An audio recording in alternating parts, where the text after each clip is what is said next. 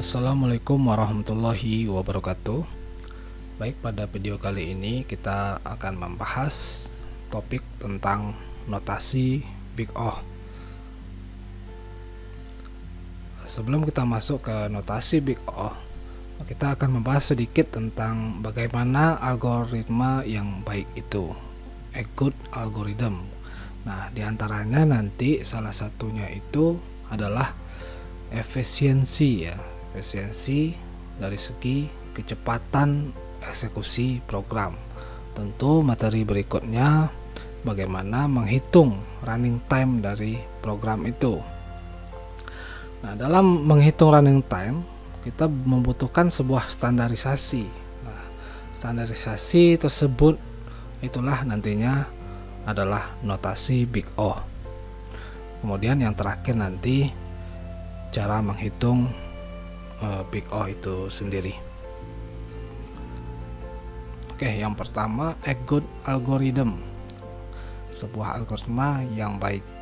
Apa yang membuat algoritma itu dikatakan baik? Kita sebagai perancang algoritma tentu kita dihadapkan dengan masalah pemilihan algoritma yang mana yang paling baik di antara dua, di antara tiga algoritma ini, yang mana yang cocok digunakan untuk masalah ini. Nah, di sini kita lihat bahwa dasar algoritma yang baik itu ada dua, atau bisa dibilang inilah goal dari algoritma yang kita desain itu, yaitu yang pertama readability atau kemudahan dalam memahami, mengcoding dan melakukan debug. Yang kedua itu efisiensi, efisien dalam menggunakan sumber daya. Sumber daya di sini terutamanya itu adalah kecepatan dalam mengeksekusi suatu program.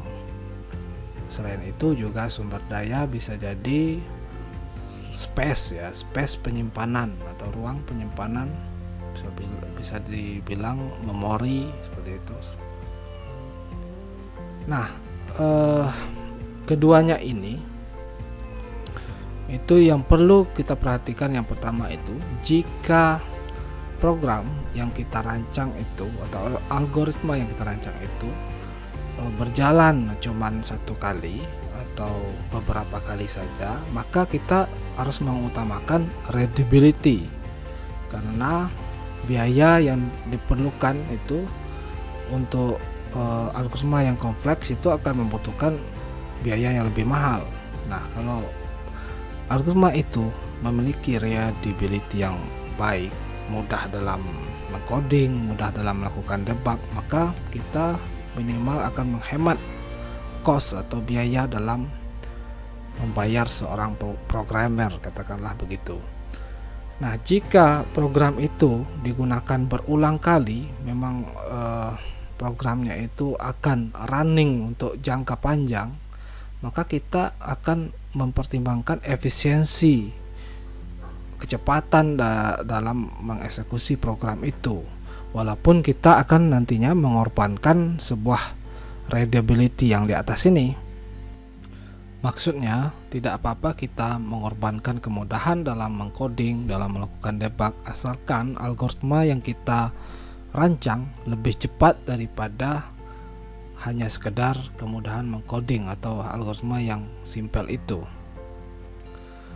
Namun, sebagai seorang perancang algoritma maupun seorang programmer, kita tidak hanya harus merancang algoritma yang lebih cepat, tetapi kita juga mesti tahu kapan menggunakan algoritma yang kompleks, kapan menggunakan algoritma yang sederhana. Bahkan untuk sistem yang kompleks itu seharusnya di awal itu tidak menggunakan langsung algoritma yang kompleks, tetapi menggunakan algoritma yang sederhana, kemudian bisa dilakukan simulasi dan testing. Baru dari sana kita bisa melihat kestabilan dari algoritma yang kita gunakan. Jika nantinya algoritma yang kita gunakan yang sederhana itu tidak stabil pada saat tertentu, barulah kita merencanakan suatu algoritma yang lebih kompleks. Dalam menentukan seberapa efisien, seberapa cepat eksekusi sebuah algoritma, itu kita perlu mengetahui atau menghitung dari running time dari suatu program itu. Maka kita lanjut ke materi berikutnya, yaitu mengukur running time program. Nah, faktor yang mempengaruhi running time program itu di sini disebutkan ada 4 ya. Yang pertama itu input program. Input program ini merupakan faktor yang paling utama yang mempengaruhi running time program. Contohnya algoritma sorting. Nah, sorting sendiri akan kita pelajari insya Allah minggu depan. Saya singgung sedikit bahwa algoritma sorting ini merupakan algoritma untuk mengurutkan data. Misalnya data array ya, berisi 10 elemen, di mana elemennya ini tersusun secara acak. Nah, kita ingin mengurutkan dari misalnya katakanlah dari kecil hingga besar atau kebalikannya dari besar hingga kecil. Nah, untuk mengurutkan ini kita membutuhkan algoritma sorting. Nah, sorting sendiri dalam proses mengurutkan data itu, misalnya input data itu ada 10, maka bisa jadi ya, kira-kira di dalam itu nanti akan ada 10 kali atau 10 step pertukaran tempat ya, atau perpindahan sebuah elemen dari array indeks ke pertama atau indeks kedua pindah ke indeks kelima atau ke-6 hingga data menjadi terurut. Nah, jika datanya 100, maka bisa jadi step yang dibutuhkan atau running time yang dibutuhkan akan menjadi lebih tinggi lagi, sehingga dapat dikatakan bahwa input program sangat-sangat berpengaruh dalam running time. Faktor kedua yaitu kualitas kode yang dikompilasi. Nah, maksudnya di sini adalah compiler yang kita gunakan. Misalnya kita menggunakan compiler bahasa Java, itu akan berbeda running time-nya dengan kita menggunakan compiler bahasa C. Tentu yang akan lebih cepat atau lebih efisien itu adalah bahasa C. Nah, selanjutnya yang faktor yang ketiga itu kecepatan mesin yang digunakan. Nah, ini tentu saja sangat berpengaruh. Misalnya program yang dijalankan di CPU yang menggunakan Core i7 dengan Core i3 tentu akan lebih cepat dengan menggunakan Core i7. Yang terakhir, kompleksitas algoritma program. Nah, yang terakhir itu menyangkut desain programnya sendiri.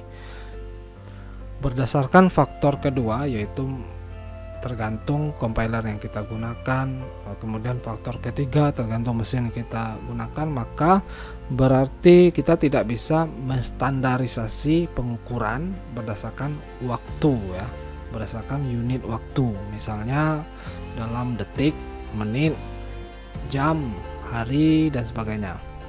Sehingga kita bisa berkomentar bahwa misalnya algoritma sorting ini memiliki kompleksitas sebanding dengan n pangkat 2. Algoritma pencarian ini sebanding dengan log n. Nah, seperti itu. Kita hanya bisa membuat suatu perbandingan ya, perbandingan hubungan waktu runtime dengan pertumbuhan input yang digunakan. Nah, sehingga untuk menyatakan ekspresi pertumbuhan tingkat input dan waktu ini, kita menggunakan notasi Big O. Nah, sebelum kita masuk ke pengertian Big O itu sendiri, kita coba ilustrasikan apa itu Big O. Nah, tahap pertama itu perhitungan dalam algoritma memiliki beberapa aturan. Yang pertama itu setiap operasi sederhana dihitung sebagai satu tahap. Nah, maksudnya operasi sederhana itu misalnya seperti matematika sederhana atau ekspresi matematika ya, mengakses variabel, statement if dan lain sebagainya, itu dihitung sebagai satu tahap atau satu step. Nah, sementara perulangan atau looping ya itu dan juga metode atau fungsi itu tidak menggunakan perhitungan sederhana. Dia kalau perulangan tergantung dari jumlah perulangan tersebut. Kemudian metode itu juga tergantung metode yang dipanggil. Nah, seperti itu. Nah, ini sebuah ilustrasi algoritma sorting. Nah, kita ini coba mengilustrasikan ya sebuah algoritma sorting dari kecil untuk mengurutkan angka terkecil hingga angka terbesar. Nah, di sini kita lihat ada grafik kartesian di mana yang vertikal ini. Nah, yang vertikal ini menunjukkan step ya, jumlah step yang digunakan, sementara yang bagian horizontal ini itu merupakan problem size atau input yang kita gunakan. Nah, misalnya di sini kita menggunakan satu buah input ya. Ini sebuah array. Array itu memiliki satu buah elemen di mana elemennya bernilai 4 di dalam itu. Nah, di sini dia number step yang digunakan itu 1 ya, sebanding dengan yang ini stepnya. Karena tidak ada perbandingan ya. Dia mengurutkan ternyata dia cuma 1. Jadi dia sudah dikategorikan terurut. Nah, kemudian jika inputnya 2, nah ini bagian inputnya 2, kasus pertama itu 3, 4, artinya dia sudah terurut karena dia dari kecil ke besar. Sementara yang di kasus kedua ini dia belum terurut ya, karena dia 4 ke 3. Nah, di sini terlihat bahwa yang sudah terurut itu cenderung menggunakan step lebih rendah daripada yang belum terurut. Nah, ini misalnya ini 2 step, ini 1 step ya, karena ada pertukaran tempat ya, pertukaran indeks mungkin di dalam ini.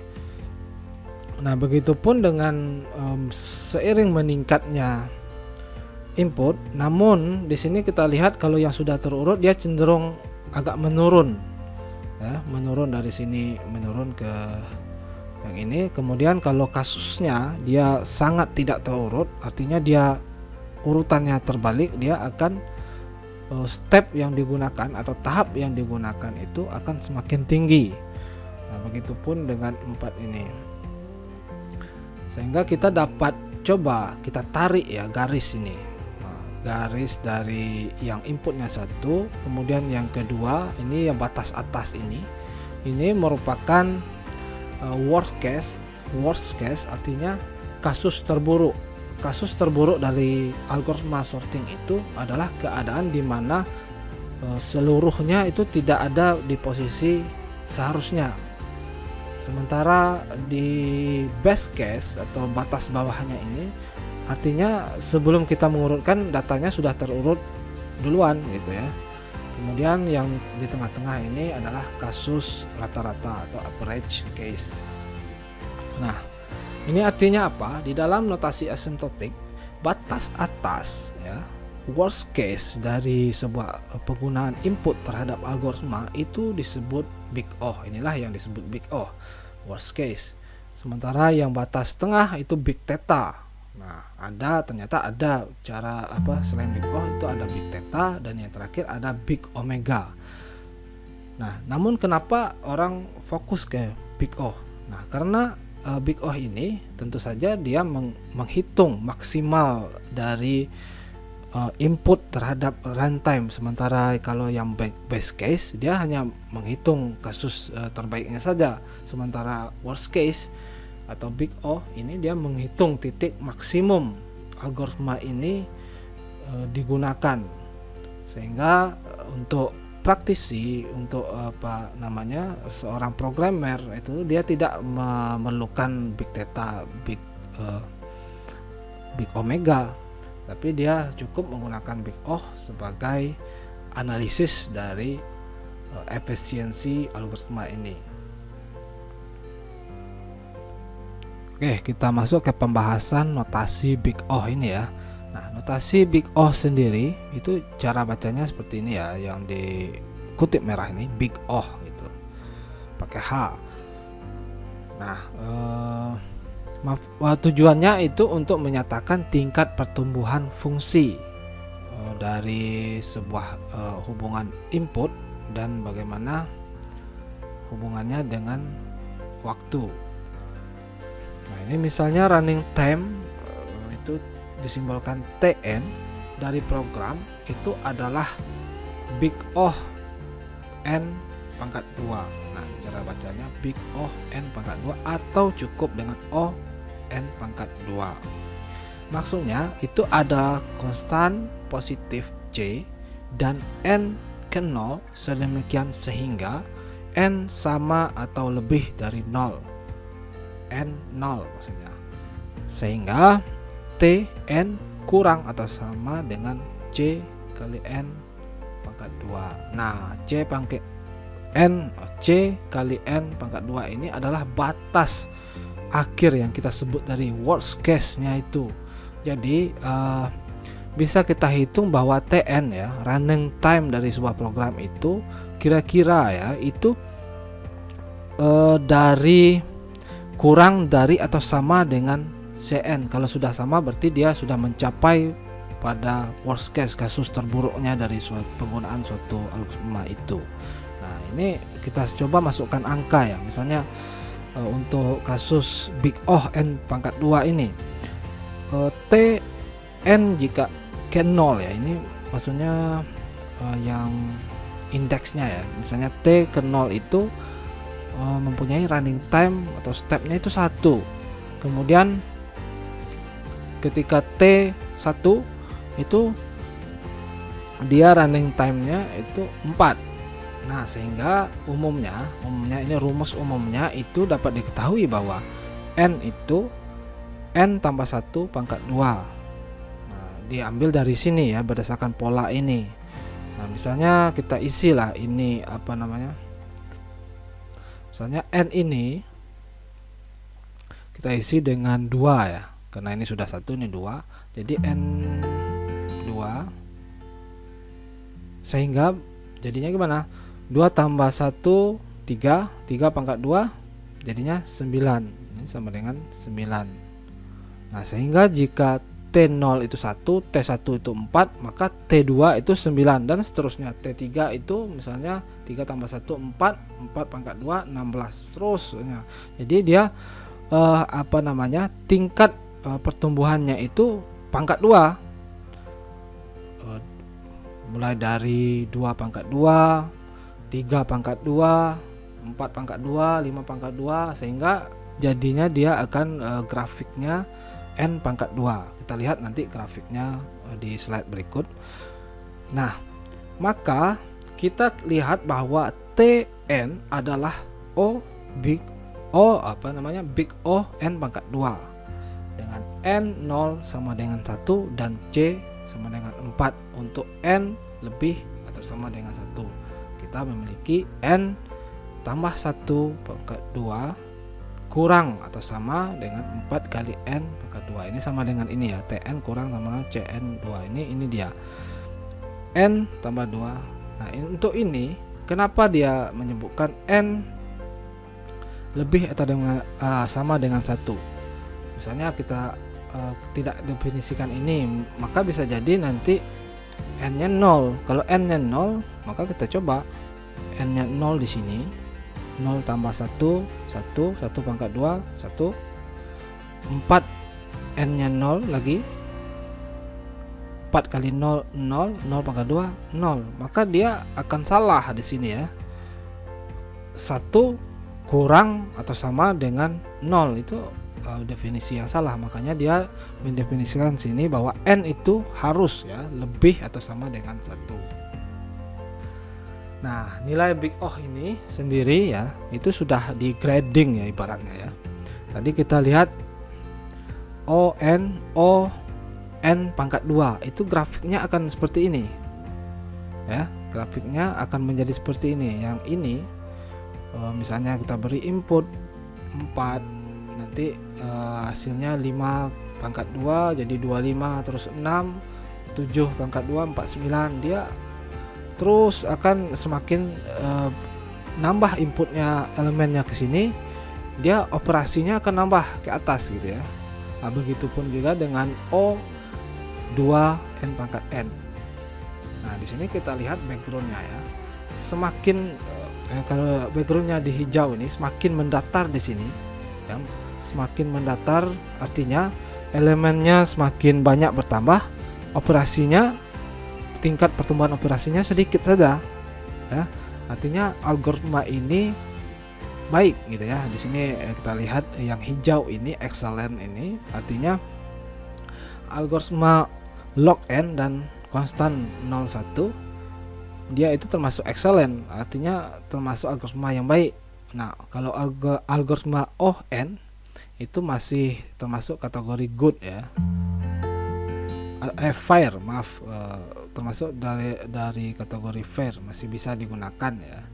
Nah, kalau mulai sudah big O n log n ini sudah masuk, algoritmanya masuk dalam kategori jelek ya. Nah, apalagi yang sudah n pangkat 2. Nah, dalam desain algoritma, jika sudah dihitung analisis algoritmanya ternyata big O-nya nilainya n pangkat 2, berarti ada yang salah dengan algoritma itu, atau bisa jadi tidak bisa digunakan. Atau juga kalau ingin menggunakan teknik lain sehingga algoritma itu tidak menjadi big O-nya menjadi tinggi seperti ini. Oke, nah apa pentingnya untuk tadi tingkat pertumbuhan tadi? Nah, ini kita coba lihat ya. Fn ini kita ibaratkan inputnya ya. Jika diberi input 10 untuk algoritma yang memiliki big O-nya log n, dia ini dihitung dalam nanosecond ya. Runtime-nya itu 0,003. Nah, terus pertumbuhan datanya 20, 30, 40, 50, 100, 1000, 10.000, 100.000. Dia pertumbuhan runtime-nya sedikit sekali, 17, bahkan di tingkat nanosecond ya. Nah, hingga data ke 1 miliar ini.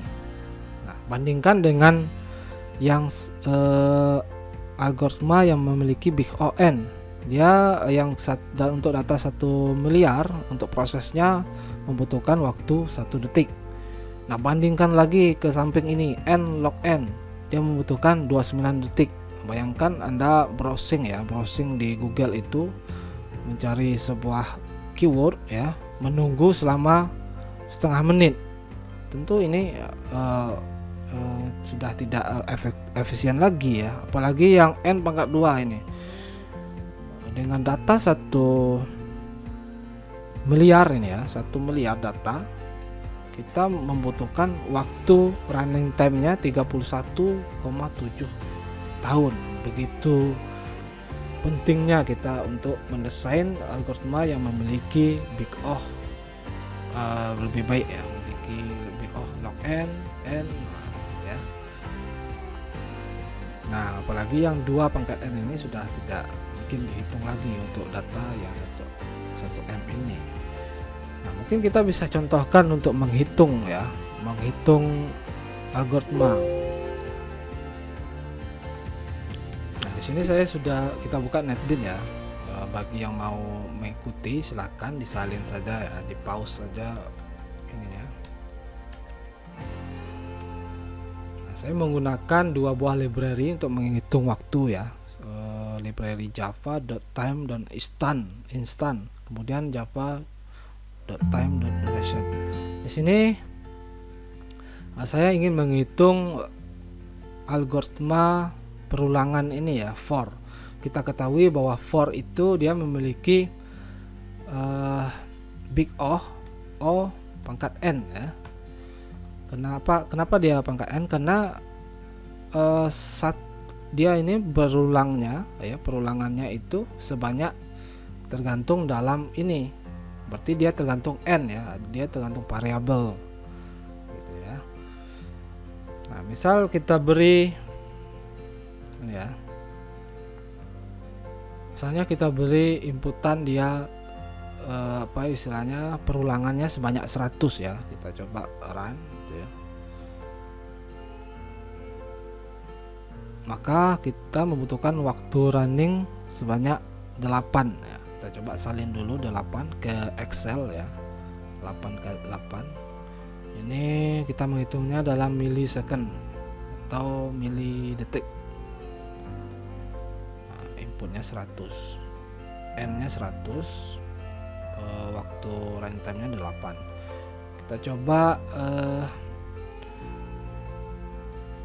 N nya 200. Nah ini waktu running time nya 11 ya. 11 ini 200. Kita coba 300.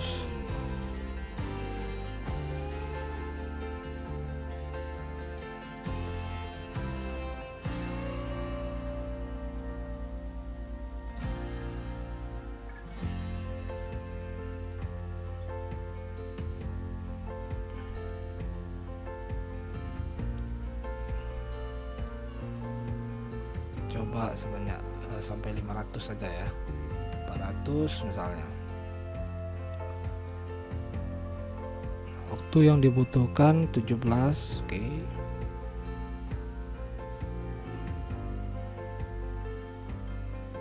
Kemudian data 500, N nya 500. Coba running. Dia membutuhkan waktu 17.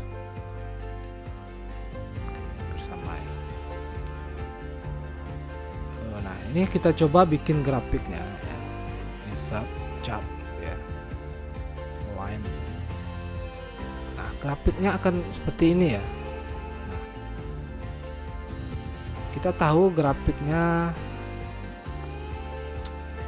untuk N dia akan lurus harusnya ya, tapi ini dipengaruhi mungkin faktor CPU ini sedang digunakan untuk resource yang lain sehingga ada ketidakkonsistenan sedikit di sini. Tapi kalau ini saya yakin ini akan kalau dicoba terus 600, 700, 800, 900 dia akan membentuk garis lurus seperti ini. Terus lurus sampai ini. Begitupun dengan kompleksitas waktu yang lainnya. Nah, kita masuk ke cara menghitung Big O. Itu ada 5 tahap ya menghitung Big O itu. Pertama, pecahkan algoritma atau fungsi ke dalam operasi individu. Yang kedua, hitung Big O setiap operasi. Nah, yang ketiga, jumlahkan tiap operasi Big O secara keseluruhan. Kemudian hapus atau abaikan nilai konstan. Nanti kita coba. Temukan urutan tertinggi yang mana menjadi nilai Big O dari algoritma tersebut. Nah, berikut urutan rendah hingga ke tinggi. Jadi ada nilai Big O yang menjadi grade akhir ya istilahnya ya. Big O ini semacam pemberian grade pada suatu algoritma, ibaratnya pemberian nilai ya, pemberian nilai.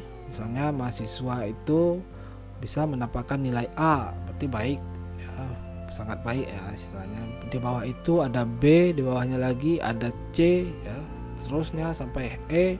Nah begitupun dengan ini Big O, dia menilai sebuah algoritma atau mengasesmen ya, menganalisis algoritma berdasarkan nilai Big O ini. Semakin ke kiri berarti semakin baik algoritma tersebut. Nah jika menganalisis sebuah Big O, nanti hasilnya menjadi, misalnya katakanlah hasil dari analisis itu O2N ditambah ON faktorial, maka O2N ini harus diabaikan, harus dihapus, cukup menjadi ON faktorial. Begitupun misalnya antara O log N ditambah ON ditambah ON log N, maka yang ON dan log N ini dihapuskan saja sehingga tersisa istilahnya urutan tertingginya yaitu N log N. Nah mungkin kita contohkan satu ya, sederhana saja.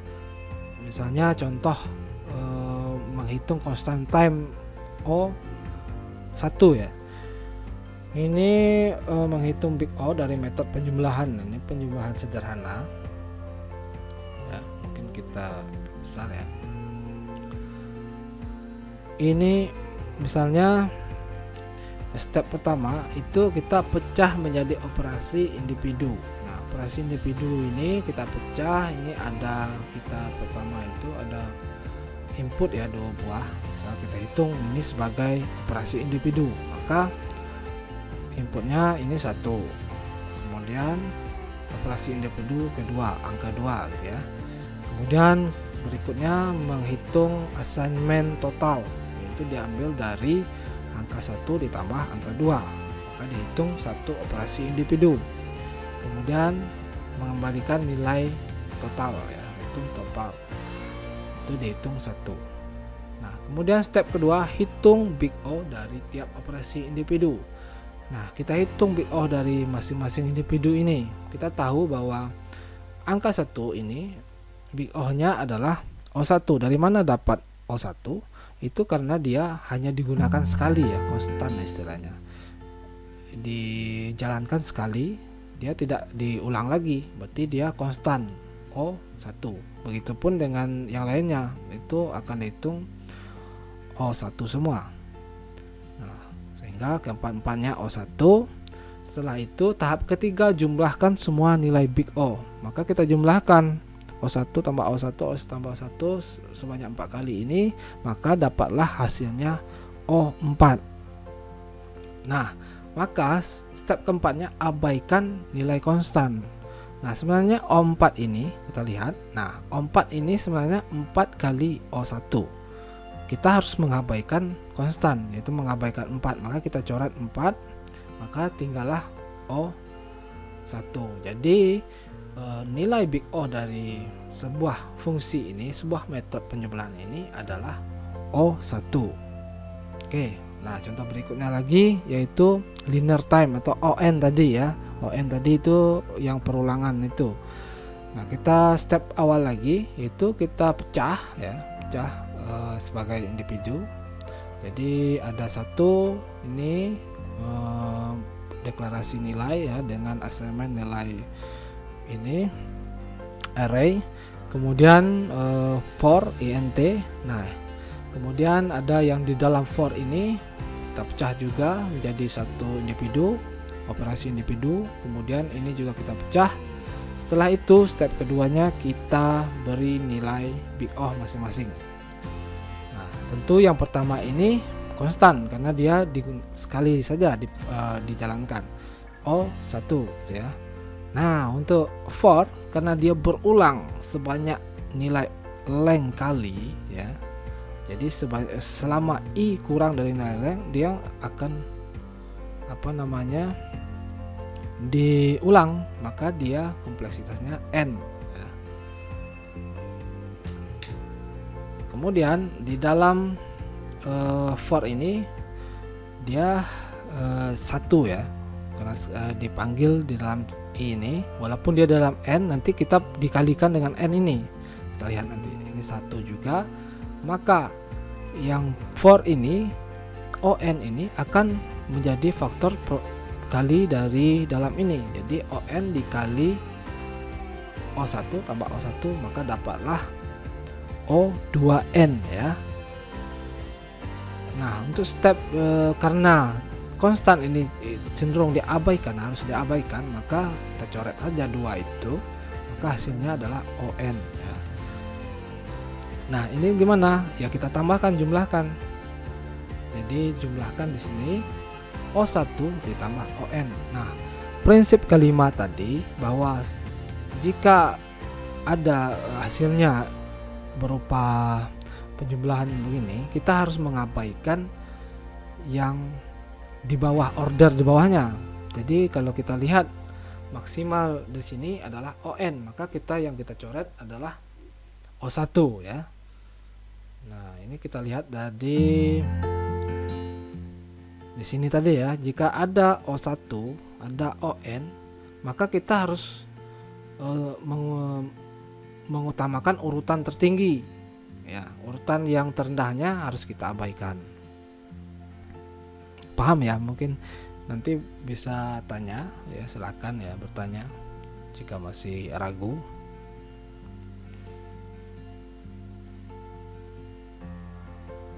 Kita sudah sampai contoh sini.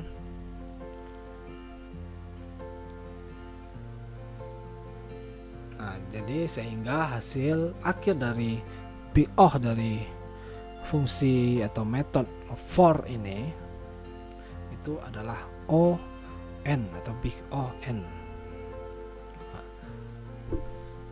Nah, yang terakhir itu adalah O n pangkat 2 atau quadratic time ya. Itu contohnya adalah nested for. Nah, pertama kita pecah dulu, sama seperti biasa, pecah. Nah, ini ada berapa? 1, 2, 3, 4, 5, 6. Ada 6 operasi individu ya, sudah kita pecah. Nah, kita hitung masing-masing individunya. Tentu saja ini O1, yang ini juga O1 karena tidak berulang. Nah, ini ON. Nah, ini kita gabungkan saja karena nanti juga perkaliannya toh menjadi N toh. Akhirnya supaya lebih simpel kita langsung saja bikin ON gitu ya. Nah, ini juga sama, kita langsung bikin ON, tidak lagi ON kali 1 gitu ya.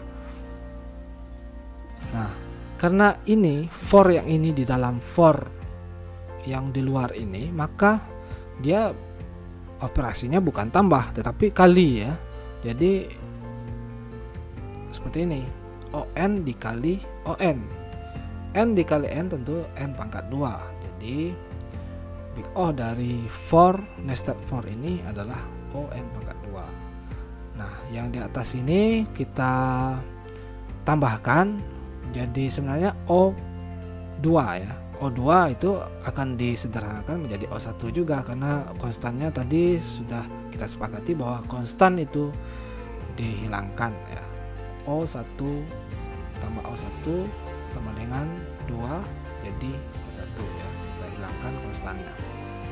Kemudian O1 ditambah ON2, maka kalau ditambah ya kita abaikan juga ini O1 ini karena yang lebih tinggi adalah ON pangkat 2. Maka kita dapatkan bahwa quadratic time itu adalah untuk for nested for ini adalah ON pangkat 2. Nah, ini sudah selesai untuk perhitungan. Nah, bagaimana Pak untuk yang contoh ini ya? Kita tadi menyebutkan